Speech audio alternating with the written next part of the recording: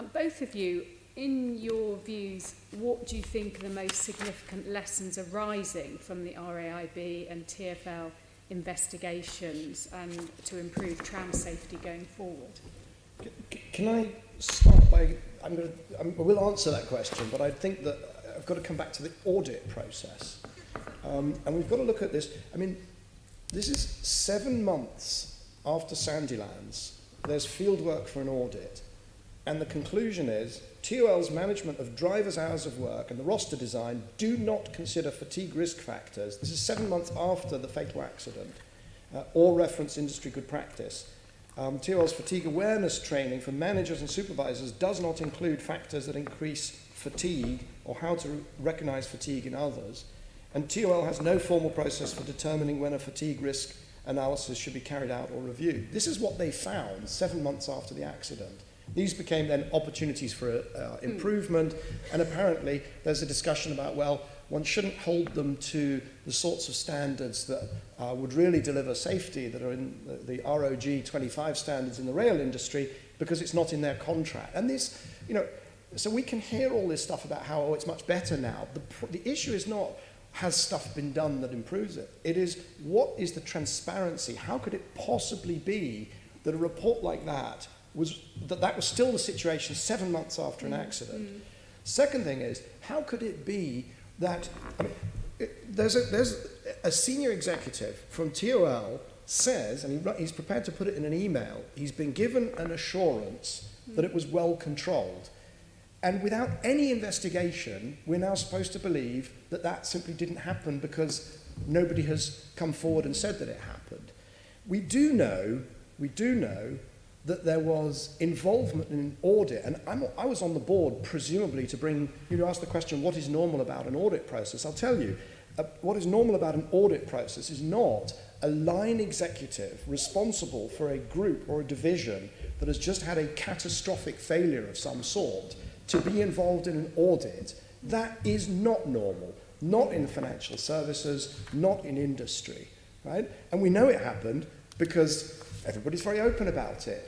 Jill Collis, head of HSE, came here and said that, and explained that Leon had been talking about, when he came to my panel and said that there was no cause for concern, that he was talking about interim findings. Why has he got access to interim findings? He's a line executive, he's not in audit. And by the way, HSE is not also, audit is audit. It's like compliance in a bank. Nobody should be involved in that process from the line executives until it comes up to the very senior level and reporting to the board panels. This is a completely not best practice audit approach that has been followed here. It's absolutely clear. And what worries me is, instead of saying, yes, it's clearly not best practice, there's been line executives talking to the press, there's been all sorts of stuff going on, and it's clearly not best practice, and we'll fix it. What we get is, no, I'm convinced, I'm afraid, I'm not convinced that this is... I absolutely understand where you're coming from, but the Deputy Mayor has agreed to go away and look at this, and it may well be something... But with a new head of HSE, but it's not an HSE question, it's an audit question, it's an audit and assurance question. Well, I'm quite happy to ensure that the General Counsel is involved in this as well, and so I will take that action away from this committee. And if I may just make one further observation on all of this, the RAIB published an updated report in October of last year. So that was subsequent to the fatigue audit that was commissioned in relation to this separate incident being shared with them. And I would just like to read, for the benefit of the committee, what the RAIB said in their updated report in relation to this fatigue audit. They said, the RAB's review of the TfL audit report identified no evidence of additional factors beyond those already discussed at paragraphs 362 to 382, which was their report. However, the RAB observes that the conclusions of the TfL audit are consistent with its own finding that at the time of the accident, tolls management of fatigue risk was not in line with published industry practice and that there was significant scope for improvement. I think what we also have to remember here is, in addition to that fatigue audit that TfL commissioned after the incident in May 2017, the other investigations that had happened, the RAIB, the SNC Lavalin report that was commissioned by TfL, there was a lot of exploration of these issues, and the RAIB said subsequent to seeing the fatigue audit report that it didn't bring anything new to their considerations, and I do think that's significant.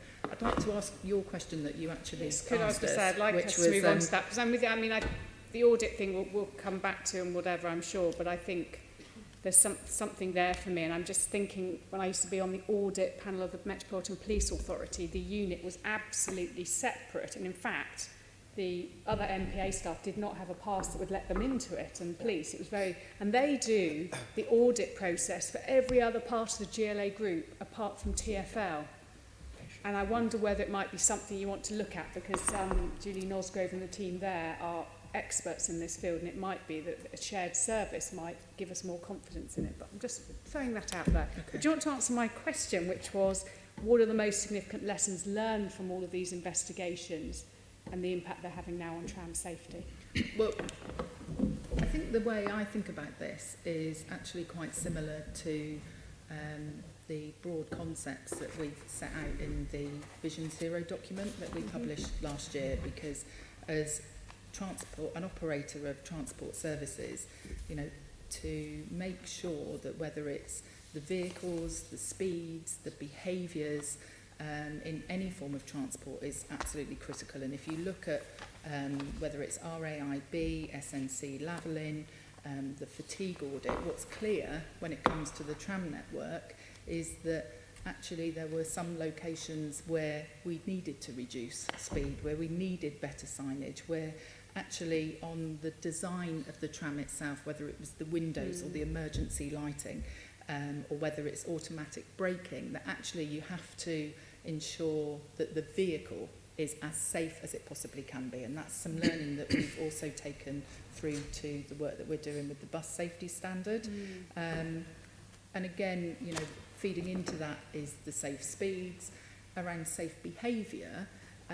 You know, I heard Jackie Townsend at the previous meeting of this committee talk about a fair and just culture, and giving everyone in the organisation the confidence to actually report concerns that they have. You do need to look at the way in which rosters are designed, and not just the overall number of hours that people are working, but sometimes the way in which unusual shift patterns can also contribute to the way that that someone experiences tiredness and fatigue.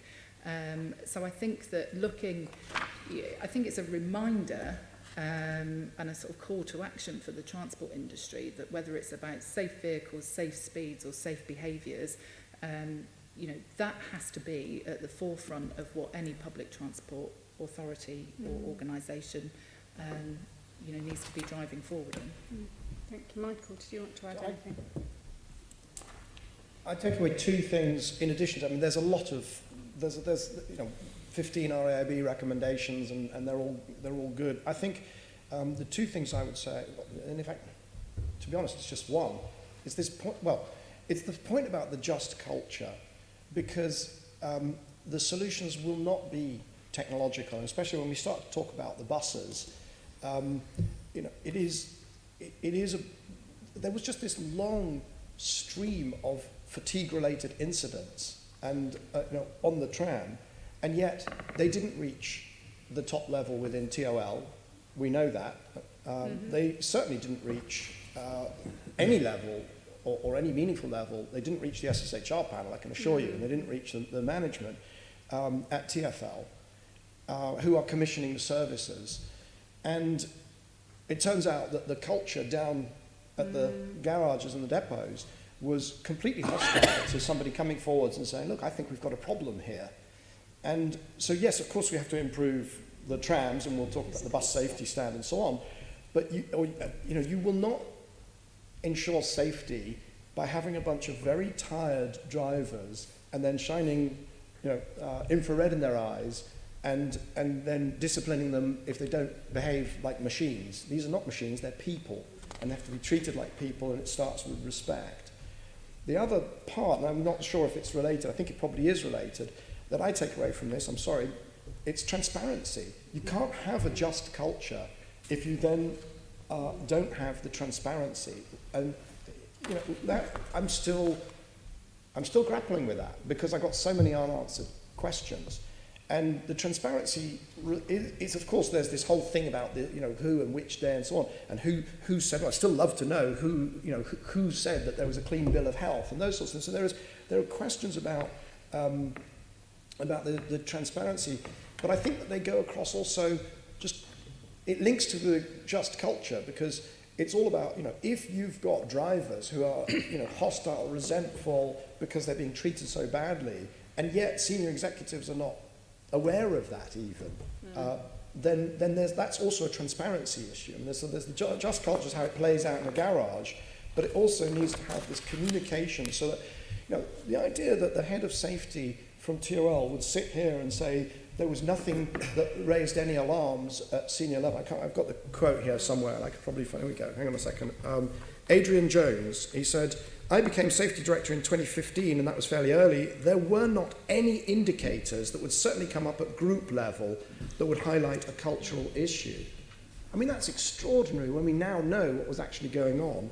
And the other thing I want to highlight that was said here a few months back, Jackie Townsend, managing director of Tram Operations, said, for anyone who's done any investigation into a just culture, it takes about 3 years to actually embed that into any company. And so we're at the start of that. 3 years, I tell you, we don't have 3 years to fix these very grave safety problems. We can talk about that on the buses and how many people are being killed and injured. And I think that this kind of complacency is completely unacceptable. So we need the just cultures and the transparency front and centre of the solution to this. It's really helpful, thank you.